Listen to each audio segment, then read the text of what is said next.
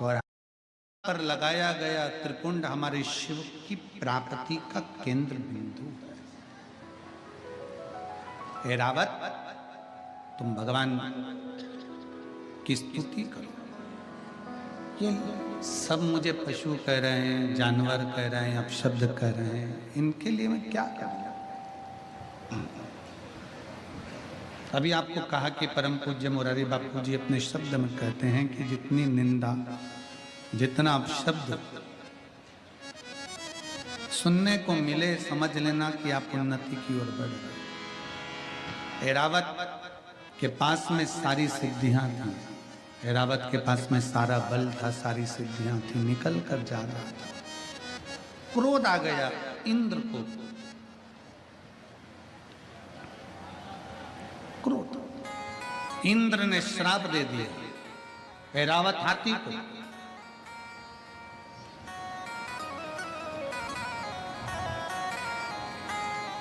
ऐरावत, तेरे पास में जितना वैभव है, तेरे पास में जितनी सिद्धियां हैं, सारी सिद्धियां और वैभव तेरा समाप्त हो जाए, तुम मृत्यु लोक में चला जा। मृत्यु लोक,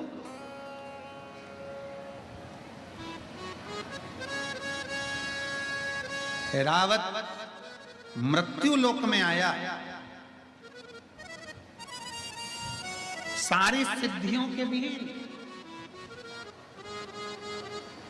ब्रह्मलोक ब्रह्मा जी का, वैकुंठ लोक भगवान विष्णु का, मृत्यु लोक किसका है? जम के बोलो जरा। मेरे देव अधिदेव महादेव। अब उसमें क्या सोचना? कई लोग हमसे कहते हैं गुरुजी कि पहले सतयुग कितना अच्छा था, त्रेता युग कितना अच्छा था, द्वापर युग, साउंड सेट करो, द्वापर युग कितना अच्छा था, और अब ये कलयुग। हम कहते हैं इसके बराबर कोई युग है क्या? इसके बराबर कोई युग है? पहले यज्ञ करना पड़ता था, अनुष्ठान करना पड़ता था, दान पुण्य करना पड़ता था। कलयुग में तो कलयुग केवल नाम, केवल नाम जपिए। और कितनी विद्वत्ता मेरे तुलसी बाबा में होगी, कितनी विद्वत्ता मेरे तुलसी बाबा में है कि मेरे दादा तुलसी बाबा कहते हैं कलयुग केवल नाम आधारा। उन्होंने ये नहीं लिखा कि कलयुग केवल राम आधारा, क्योंकि उस पर भी विवाद खड़ा हो जाता। आज के लोग जरा जरा सी बात में विवाद खड़ा कर देते हैं।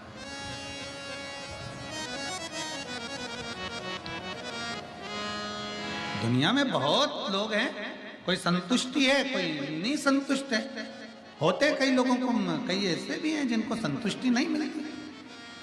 तुलसी बाबा ने अपनी सुंदर रामचरितमानस के अंतर्गत लिख दिया, कलयुग केवल, जम के बोलो जरा, कलयुग केवल नाम धारा।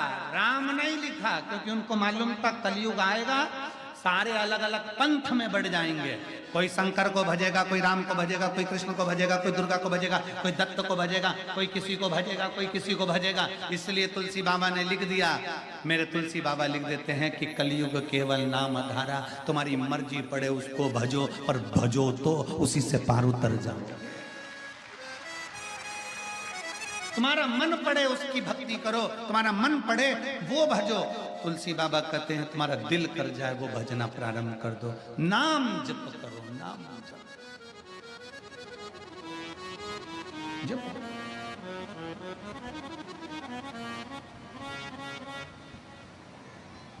कितना सुंदर एक चरित्र आता है कि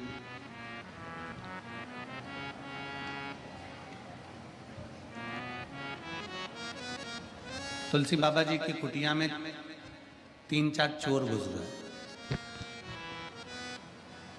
अब एक तो संत की कुटिया में चोर घुस जाए,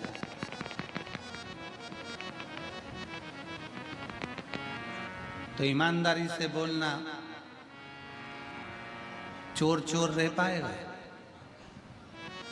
आधा घंटा भी अगर किसी सच्चे संत का, सदगुरु का सानिध्य किसी दुनिया के अच्छे अच्छे चोटे को भी मिल जाए ना, तो वो संत अपने रंग में रंगी देकर संत ही बना देता है।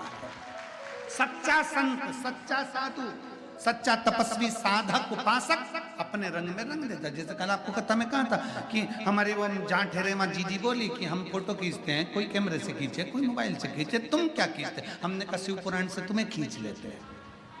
खींच तो रहे ना, शिव तत्व को जा।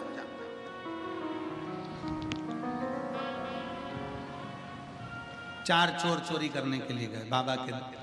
अब चोरी का धन उनके पास में बहुत सारा था, उनको चोरी तो करना नहीं थी। सरयू जी में पानी बहुत सारा था, अब करे तो करे क्या?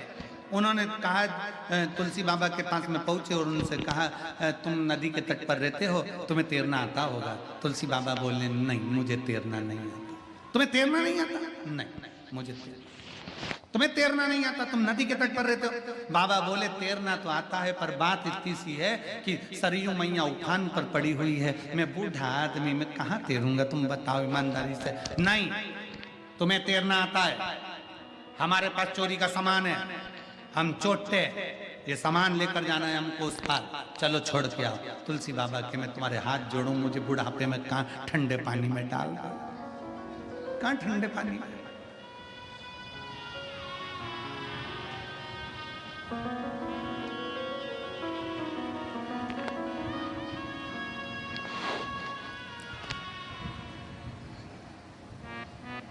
तुलसी बाबा ने कहा, मैं नहीं जाऊंगा, एक काम करता हूं, मैं एक पत्र लिखकर तुमको दे देता हूं, सबसे आगे जो रहेगा ना वो पत्र को हाथ में पकड़ लेना और तुम पार उतर जाओगे, सब एक दूसरे को पकड़ लेना, ठीक है? लिख दो पत्र। चोर के हाथ में पत्र दे दिया बाबा ने लिखकर, पत्र आगे वाले ने पकड़ा, सबने एक दूसरे को पकड़ा, चोरी का सामान पीछे, और सब सरयू जी से पार उतर गए। दूसरा चोर बोला, रे आखिर ये बुढ़े बाबा ने पत्र में ऐसा लिखा क्या था कि ना हाथ हिलाया ना पांव हिलाया और अपन सरयू जी के पार उतर गए? जरा पढ़ तो जरा। जो पत्र खोला तो पत्र में लिखा था राम। क्या लिखा था? पत्र में लिखा था राम। चोरों ने विचार करा, बूढ़े ने अपन को बेवकूफ बना दिया।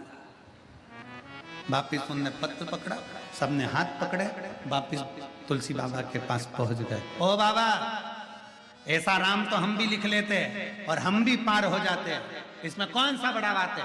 तुलसी बाबा कहे, भैया तुम वापिस लौट कर आए हो, मैं तो यही चाहता हूं कि दुनिया का हर व्यक्ति दिल पे राम लिख ले और भवसागर से पार उतर जाए।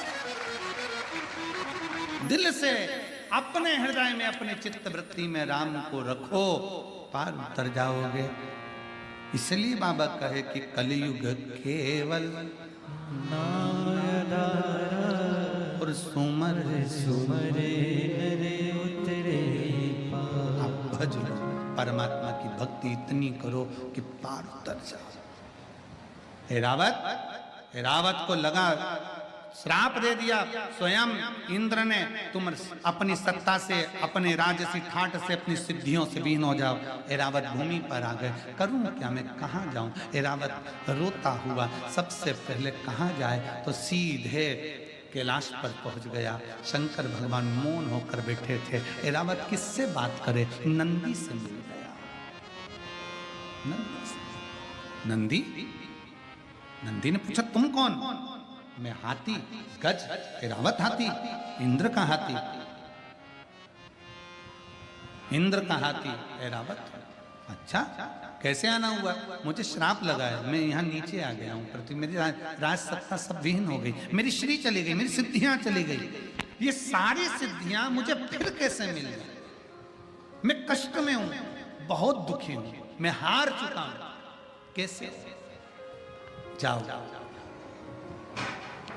शंकर भगवान की निज भूमि, जहां शिव अकेले नहीं रहते, अपने पूरे परिवार और गणों के साथ रहते हैं। कैलाश पर शंकर भगवान माता पार्वती के साथ में हैं, कैलाश पर भगवान शंकर भगवान गणेश जी के साथ में हैं, कैलाश पर भगवान शंकर षडानंद कार्तिकेय के साथ हैं, कैलाश पर भगवान शंकर अपने गणों के साथ में हैं। पर भगवान नंदी जी कहते हैं, भगवान शंकर की एक निज भूमि है काशी, जिस काशी में शंकर भगवान नेत्र बंद कर नहीं रहते, वहां तो अपने गणों के बीच अपने भक्तों के दुख हरने के लिए बैठे रहते हैं। काशी जाए। मेरा बताया काशी में भ्रमण करा।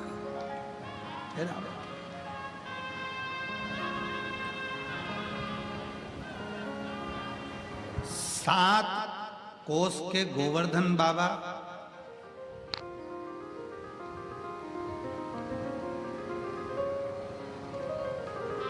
उनकी भी परिक्रमा, फिर कांतानाथ जी की परिक्रमा, फिर मेरे काशी विश्वनाथ जिस माँ गंगा के तट पर बैठे हैं उस पवित्र घाट पर ऐरावत हाथी ने आकर पंचकोसी यात्रा करना प्रारंभ करी। मेरे विश्वनाथ की पंचकोसी विश्वनाथ परिक्रमा करा ऐरावत। भगवान शंकर का कोई एक सिद्ध आनंदमय भक्त नंदी फिर प्राप्त हो गया। दौड़ता हुआ गया, नंदी से पूछा मैं कहाँ जाऊं? नंदी ने कहा तुझे कहीं जाने की जरूरत नहीं है, किसी एकांत में अपनी सूंड से रेत को तैयार कर कर एक शिवलिंग का निर्माण कर और उस पर केवल जल समर्पित कर, मेरा भोले बाबा तुझे दर्शन देने आएगा। उसी समय हाथी चला गया। ऐरावत हाथी तमिलनाडु की उस पवित्र भूमि पर पहुंच गया जहां पर रेत से शिवलिंग बनाकर जल समर्पित करता। बाबा इतने प्रसन्न हो गए कि मेरे शंकर वहां प्रकट होकर कहते हैं ऐरावत मांग तुझे क्या चाहिए? ऐरावत कहता है मैं हार चुका हूं, हार चुका हूं, मैं नष्ट हो चुका हूं, मेरे पास कुछ नहीं है। शंकर भगवान ने कहा मुझ पर जल चढ़ाने वाला कभी नष्ट नहीं होता, कभी खाली नहीं होता, तू क्यों चिंता करता है ऐरावत? जा, वापिस सारी सिद्धियां तुझे प्राप्त होगी। अब तुझे पशु नहीं, कोई जानवर नहीं, स्वयं इंद्र भी तेरी पूजन करेगा, पांडव तेरी पूजन करेंगे, दुनिया के सारे संसार में जन्म लेने वाला मनुष्य तेरी पूजन करेगा। तुझे महालक्ष्मी अष्टमी के दिन ऐरावत हाथी तेरी पूजन देवता और नीचे पृथ्वी पर रहने वाला मनुष्य भी करेगा। ऐरावत हाथी की पूजन होने लगी। हाथी ने हाथ जोड़कर निवेदन करा आपकी कृपा मुझ पर हुई है, आप यहीं पर विराजमान हो जाओ। शंकर भगवान कहते हैं ऐरावत तेरे द्वारा बनाए गए इस शिवलिंग में मैं निज निवास करूंगा, निज निवास करूंगा, और तूने जो गर्जना करी अपनी सूंड से, इस मंदिर की झनकार तेरी सूंड से रहेगी। इसलिए ऐरावतेश्वर महादेव मंदिर में 7 सीढ़ियां हैं महाराज जी। 7 सीढ़ियों पे अपन जब चलते हैं तो उन सीढ़ियों में जैसे संगीत के स्वर बजते हैं वैसे सीढ़ियों में स्वर बजते हैं। आज भी कोई भी चले जाए आ जाए, आप उसमें से उतरेंगे, संगीत के 7 स्वर अलग अलग निकलेंगे। ऐरावतेश्वर शिव उसमें। शंकर भगवान कहते हैं हारो नहीं, हारना नहीं। एक पत्र है देख ले, पलटने की सामर्थ्यता तो केवल एक में है और वो देव अधिदेव महा। मेरा भोले बाबा तेरे को हार नहीं देगा। अपने बेटे से मां कह रही है पारो की मेरा भोले बाबा तेरे को हार नहीं देगा, मेरा भोले बाबा तेरे को अंगूठी नहीं देगा, मेरा भोले बाबा तेरे को रतन माणिक नहीं देगा, पर मेरा भोले बाबा तेरे भाग्य को पलट देगा। भाग्य को पलटने की सामर्थ्यता अगर किसी में है तो वो शिव में। देवता देते हैं पल्ला झाड़ कर और महादेव देता है छप्पर फाड़ कर। भगवान भोले बाबा में वो सामर्थ्यता है कि मेरा शिव, मेरा ओघड़दानी, मेरा शंभू भाग्य को पलट देता है, भाग्य को। मां पार्वती जी को ले